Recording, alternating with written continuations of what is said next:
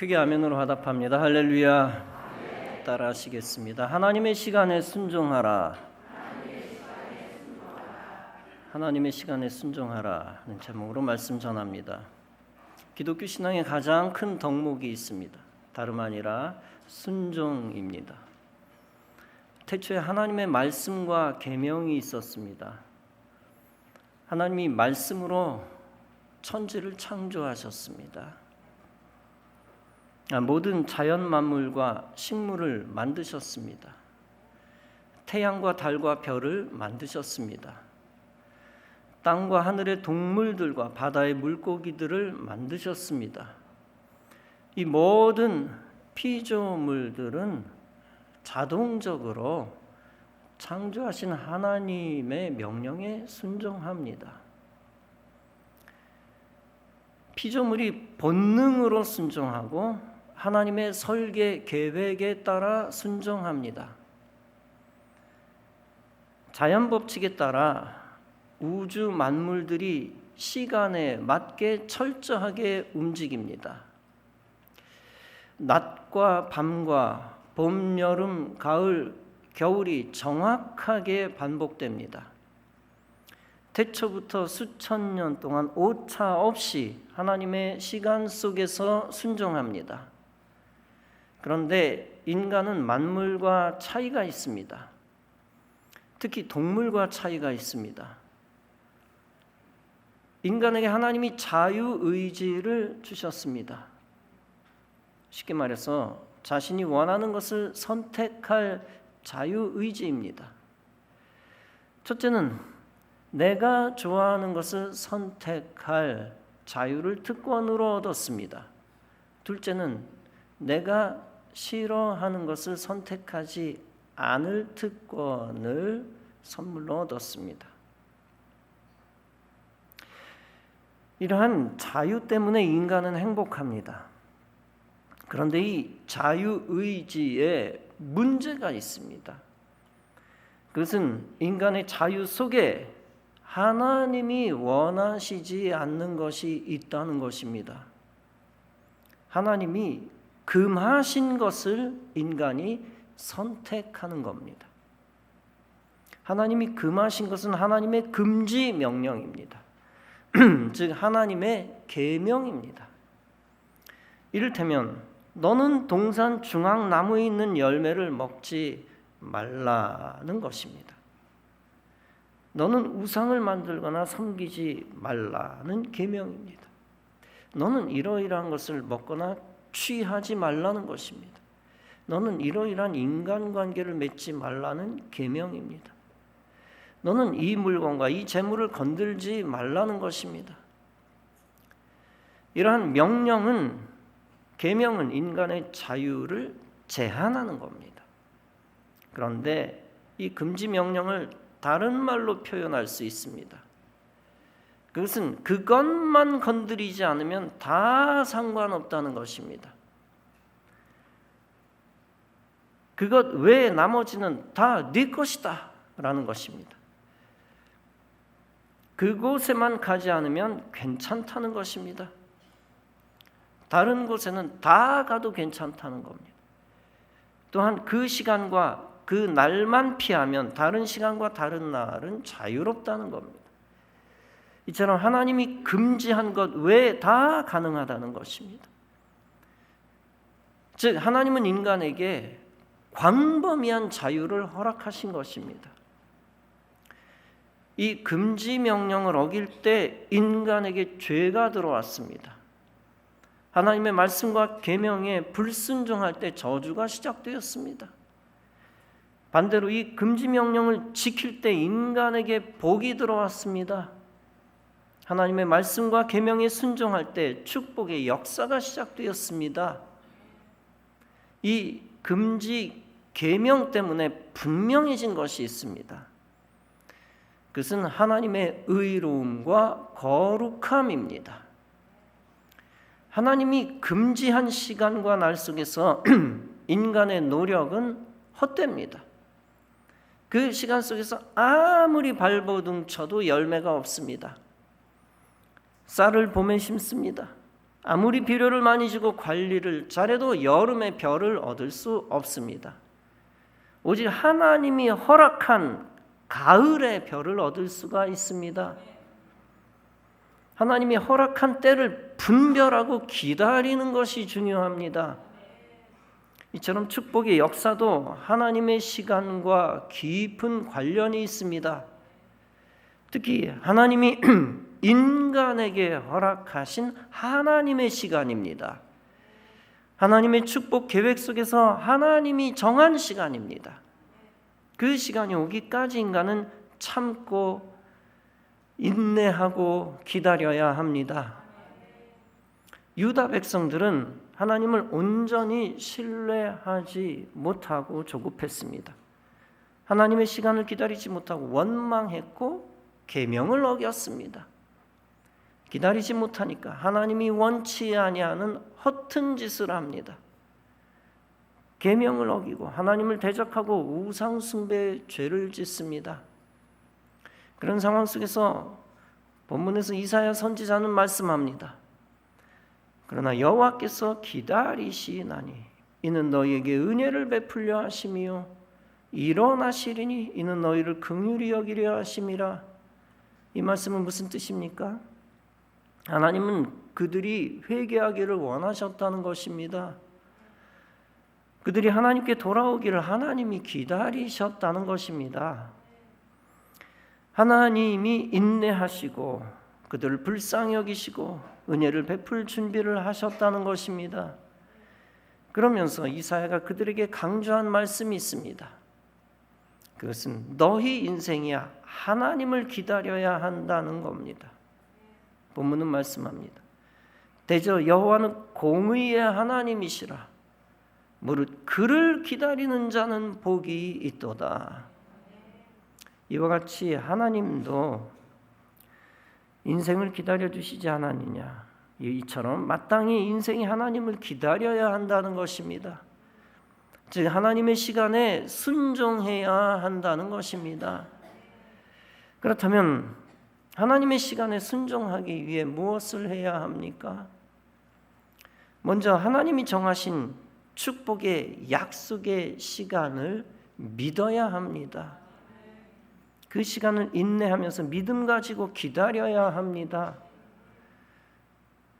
그렇게 인간이 하나님의 시간에 순종하면 어떻게 된다고 했습니까? 그 시간이 올 때 하나님이 주시는 복을 받는다고 했습니다. 그런데 오늘날 우리도 유대인과 같은 잘못을 저지릅니다.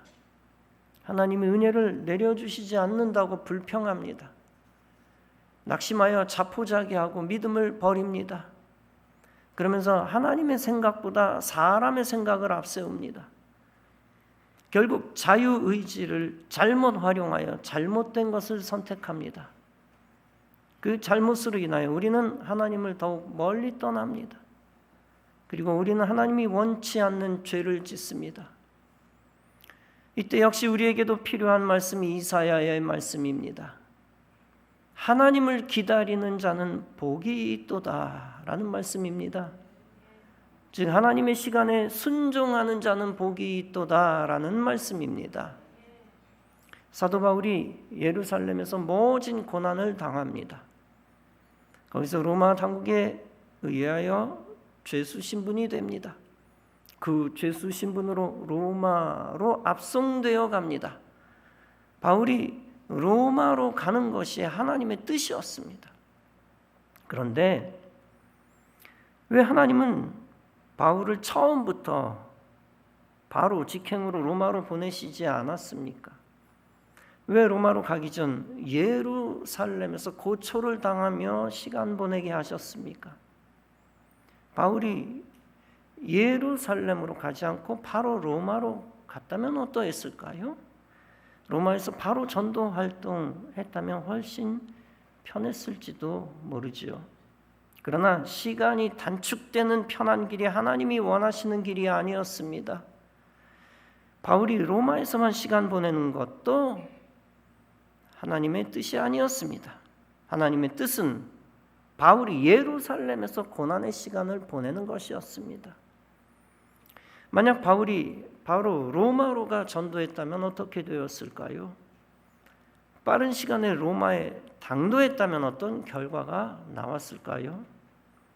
그러면 로마 황제 주변인을 전도할 기회가 없었을 것입니다. 바울이 로마에서 맺어야 하는 전도의 열매는 미미했을 것입니다. 따라서 하나님은 바울을 예루살렘에 먼저 보내십니다. 그 후에 바울을 로마로 보내십니다. 그렇게 바울은 하나님이 원하시는 하나님의 시간 속에 들어갔습니다. 그렇게 함으로써 하나님의 큰 청사진이 완성되었습니다. 즉 로마를 기독교 세계로 만드는 큰 청사진입니다. 바울이 예루살렘에 가서 유대인들의 공분을 샀습니다. 그는 당시 세상을 떠들썩하게 하는 유명한 종교 사상범이 되었습니다. 그로 인하여 그는 로마 황제의 재판을 청원했습니다. 그것이 전화위복되어 그가 황제 주변인을 전도할 기회를 얻었습니다. 결국 바울의 전도의 열매로 훗날 로마 황제가 기독교를 공인합니다. 더 나아가 로마에서 기독교를 국교로 인정합니다. 당시 로마는 서방 세계에서 가장 강력한 제국이었습니다. 그 어마어마한 로마가 복음으로 정복될 수 있었습니다. 우리가 알아야 할 것이 있습니다. 하나님의 방법은 사람의 방법과 다르다는 것입니다. 하나님의 때와 사람의 때도 다르다는 것입니다. 그러므로 우리는 인내하며 하나님의 때를 기다리고 하나님의 방법을 의지해야 합니다. 기다리지 않으면 우리는 서두릅니다. 하나님이 원하시지 않는 인간의 무리한 방법을 사용합니다. 하나님이 아브라함에게 축복의 후손을 약속하셨습니다. 아브라함을 통하여 장차 큰 민족을 이룰 것이라는 약속입니다. 그런데 아무리 오래 기다려도 자식이 없습니다. 하나님의 때를 믿지 못하고 아내 사라가 서두릅니다. 사라는 아브라함에게 불평합니다. 우리가 자식을 기다릴 만큼 기다리지 않았느냐? 우리는 나이가 많기 때문에 아들을 낳을 수 없습니다. 대신 나의 몸종을 통해 아이를 낳으면 내 몸의 씨와 같습니다. 이렇게 사라는 인간적으로 합리적인 말로 남편 아브라함을 독촉합니다. 그들이 서두르니 약속의 축복을 믿지 못합니다. 이처럼 서두르는 것은 하나님의 시간에 순종하지 못하는 불신앙입니다. 이런 불신앙의 말은 의외로 가까운 곳에서 들려옵니다. 누구보다도 믿음의 말을 해야 할 사람이 거꾸로 유혹의 말을 합니다. 그리고 가까이 있는 친밀한 사람을 낙심시킵니다. 그들은 하나님의 때를 기다리지 못하니 당연히 믿음 없는 행동을 합니다. 결국 아브라함은 하갈을 통해 이스마엘을 얻습니다. 아브라함의 나이가 86세 때였습니다. 그 후 13년이 지나 아브라함이 99세가 됩니다. 그때 하나님은 아브라함에게 아들을 주신다고 약속하십니다. 그 약속대로 아브라함은 100세의 아들 이삭을 얻습니다. 하나님은 그 이삭을 통하여 메시아의 계보를 이으십니다. 아브라함과 사라의 신앙적 실책이 무엇입니까? 그것은 13년 후에 생길 아들을 믿지 못한 것입니다. 따라서 사라는 기다리지 못하고 조급해서 불신앙의 말을 했습니다. 그리고 아브라함은 그 유혹에 넘어가 인간의 방법을 사용했습니다. 그렇게 그들이 이스마엘을 낳은 후 어떻게 됩니까? 가정 안에서 비극이 끊이질 않습니다. 사라와 하갈의 질투와 분쟁의 틈 속에서 어려움을 당합니다. 사라가 하갈을 학대하니 하갈이 가출을 합니다. 이스마엘 자신도 첩의 자식으로 고난의 길을 갑니다.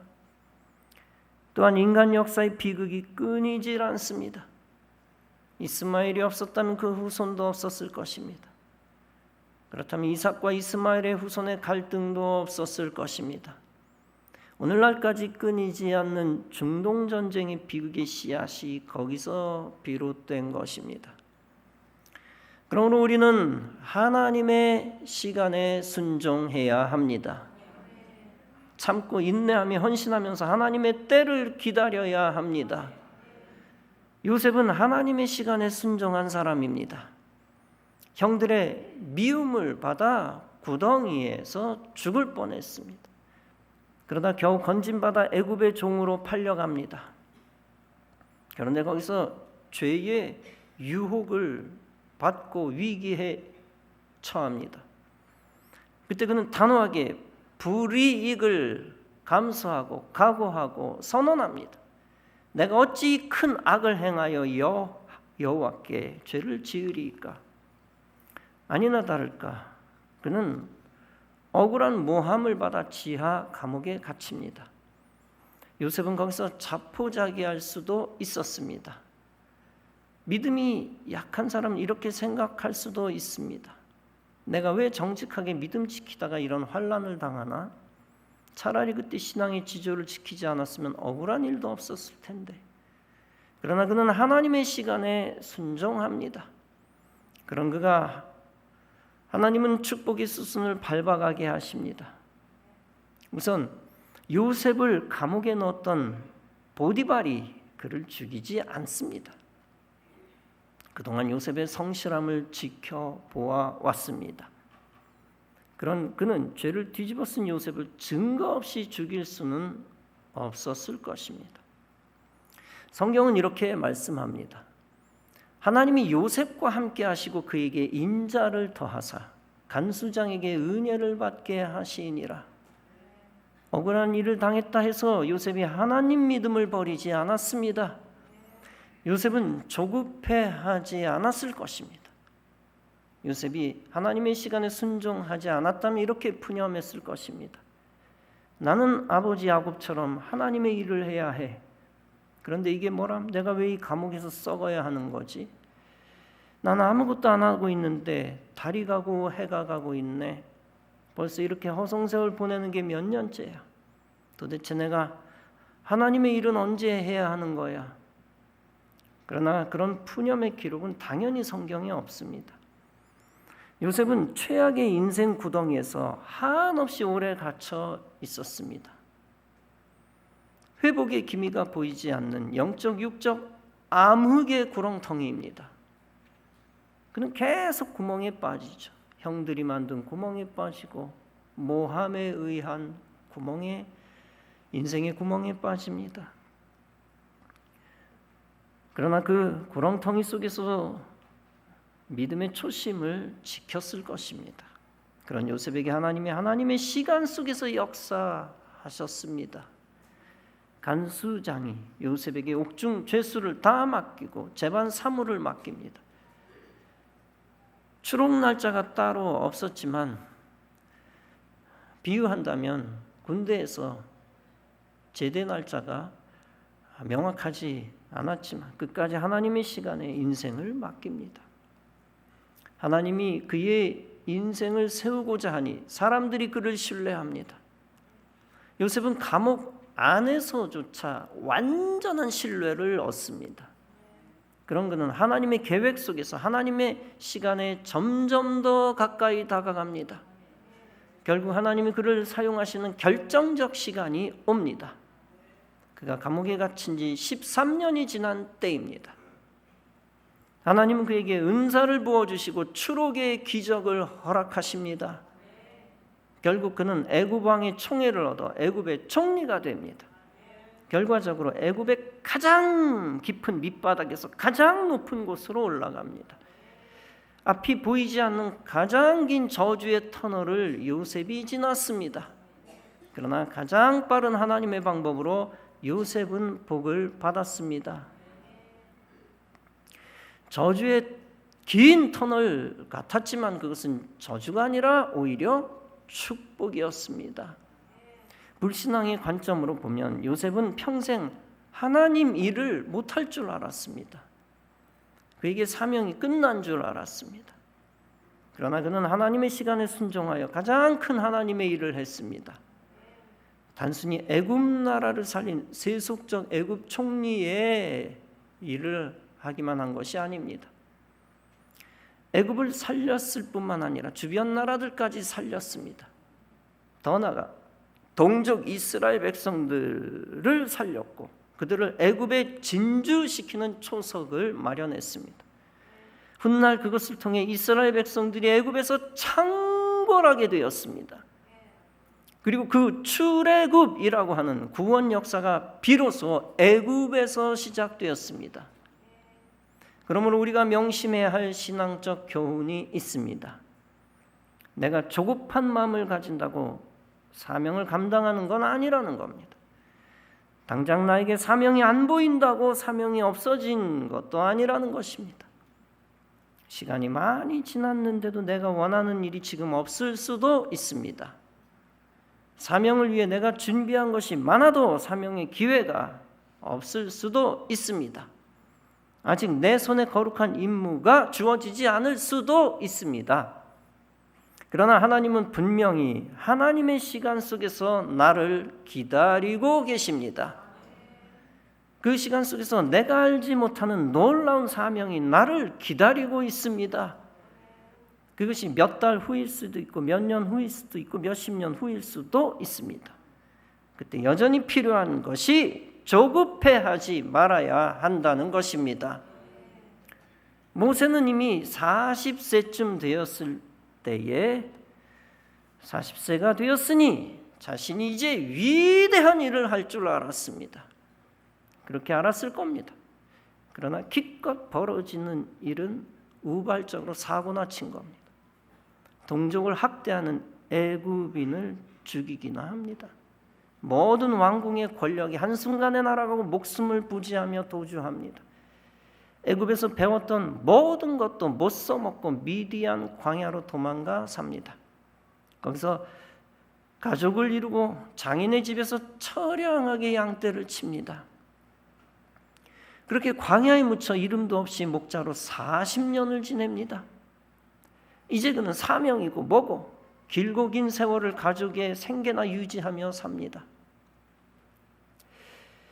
그러나 그렇게 할 일 없이 보낸 세월이 사명과 관계없는 것이 아니었습니다. 하나님은 모세를 광야에서 다듬으시고 성장시키시고 훈련시키셨습니다. 드디어 모세가 80세가 되었을 때 그를 부르십니다. 성경 역사상 가장 위대한 이스라엘 구원 해방 역사를 위해 부르십니다. 갈렙은 40세에 가나안 땅을 정탐합니다. 그는 모세에게 약속의 땅을 긍정적으로 보고합니다. 이제 진군 명령만 떨어지면 갈렙은 임무를 수행할 태세가 되어 있었습니다. 갈렙의 때가 온 것 같습니다.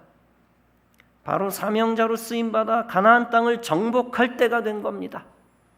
그러나 하나님은 이스라엘 백성들을 다시 광야로 던지십니다. 광야에서 40년을 보내게 하셔서 1세대 전체를 노인으로 만드십니다. 이제 갈렙의 사명은 끝난 것처럼 보입니다. 그러나 갈렙은 여호수아에게 말합니다. 이제 내 나이 85세입니다. 모세가 나를 보냈을 때처럼 지금 내가 여전히 강건합니다. 그날의 여호와께서 말씀하신 이 산지를 지금 내게 주소서. 내가 여호와께서 말씀하신 대로 그들을 쫓아내리이다. 여기서 우리가 할 수 있는 것이 있습니다. 그것은 갈렙은 수십 년이 지나도 하나님의 시간에 순종했다는 것입니다. 이제 비로소 갈렙은 하나님의 거룩한 타이밍 속에 들어간 것입니다. 갈렙의 믿음의 고백은 하나님의 때 축복의 열매를 만들고 있습니다. 갈렙은 여호수아와 함께 위대한 사명을 감당합니다. 하나님의 은총으로 이스라엘 2세대를 이끌고 가나안에 들어갑니다. 하나님이 갈렙의 마지막 사명을 위해 갈렙의 수명을 책임져 주신 것입니다. 불순종한 자들이 죽고 멸망할 때 함께 소멸되지 않게 해주셨습니다. 그리고 갈렙이 가나안의 헤브론을 얻도록 기회를 주셨습니다.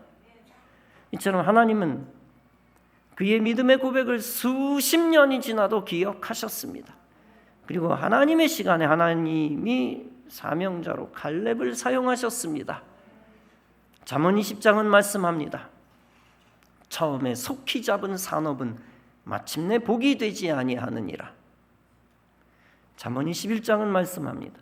부지런한 자의 경영은 풍부함에 이를 것이나 조급한 자는 궁핍함에 이를 따름이니라. 잠언 29장은 말씀합니다. 네가 말이 조급한 사람을 보느냐?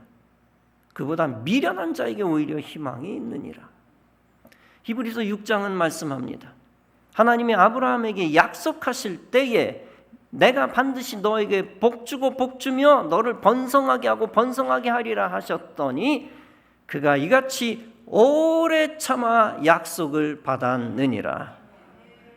사랑하는 성도 여러분, 진정 사명 있는 자가 명심해야 할 것이 있습니다. 서두르면 이스마엘이요, 기다리면 이삭이라는 것입니다. 사명자는 조급하지 말고 하나님의 때를 인내하며 겸손히 기다려야 합니다. 미래의 큰 일을 기대하는 자는 지금 주어진 작은 일에도 충성해야 합니다. 그리고 주님이 훈련시킬 때 훈련 받아야 합니다. 동시에 주님이 안식을 주실 때 그 안식 명령에 순종해야 합니다. 여러분 모두 인생을 하나님께 맡기고 하나님의 시간에만 순종하시기 바랍니다. 하나님이 정한 하나님의 사명의 때에 다시 부름받아 놀랍게 쓰임받아 가치 있는 하나님의 사람이 다 되어지시기를 주님의 이름으로 축원합니다.